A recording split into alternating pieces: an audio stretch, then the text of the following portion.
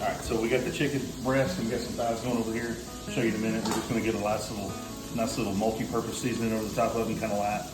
We've got some olive oil in a thick cast iron pan that we've got going. We're just browning the chicken up. Brown it on one side, flip it over, brown it on the other. We're gonna do all of them in one pan so that we build the brown bits on the bottom, and then we'll deglaze here in just a minute. All right, so in the prep work, part of what we're gonna do with this meal, I'll show you in a minute, but we did some diced onions and some diced bell peppers. We've also got a couple of cans of fire roasted tomatoes that are diced up. All of that's gonna go in to deglaze the pan here in a minute. But it's just gonna show you when you're cooking chicken in a pan like this, you wanna use like a low to medium heat with a little bit of oil in the bottom, and all of the brown bits that are in there are flavor for later. So we're gonna hold on to them.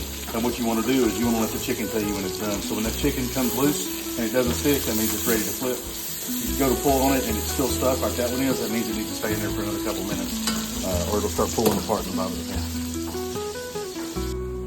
All right, so we pulled the chicken out. We left the bits in the bottom with the oil that was in there. We dropped in one yellow onion that was diced. We did the 2 bell peppers that were diced. And now we're gonna throw in a heaping spoon of garlic or 3 garlic cloves chopped up, and then some bacon that's chopped up small. And we're gonna brown all this together about 5-10 minutes at medium heat.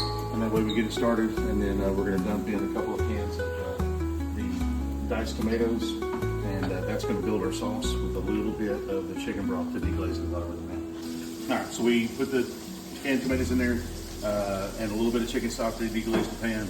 We got the bacon browned up and the onions and the bell peppers all but soft and translucent. Now we've diced the chicken up that we browned earlier. We're gonna put it back in and we're gonna let it finish in this pan.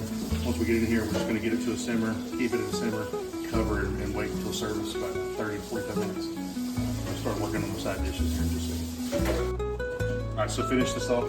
We've let it simmer for about 20 minutes. Make sure the chicken's all done and tender. We'll put a little bit of capers in at the very end, and then just a little bit of fresh parsley. We're right if you have it. We'll stir that in, and that's for service there.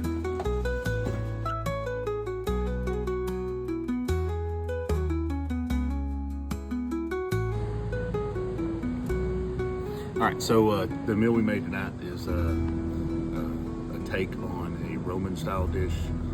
We're gonna put the link or a picture of it so you can screenshot it and make it on your own.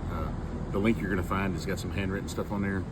That came from a really good friend of mine, firefighter, Garland firefighter Kasey, who just recently passed after a long battle with some sickness.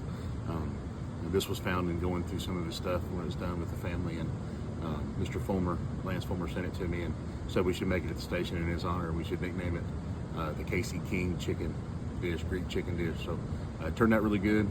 It makes, it says 8 servings on there. We doubled it, 16. It was plenty for 8 or 9 firefighters. So it'll be a real good dish for you to put in there. A little backstory, Kasey worked here for almost 22 years. Before that, he was a real good friend of mine and has been a good friend his whole life.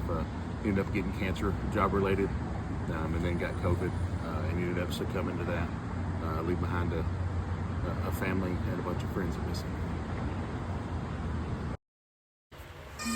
When I am called to duty, God, wherever flames may rage, give me strength to save some life, whatever be its age.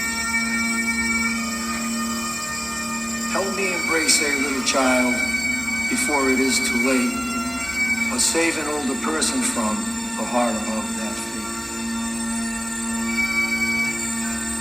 Enable me to be alert and hear the weakest shout, and quickly and efficiently to put the fire out. I want to fill my calling and to give the best in me, to guard my friend and neighbor and protect their property. And if according to my fate I am to lose my life, please bless with your protecting hand my children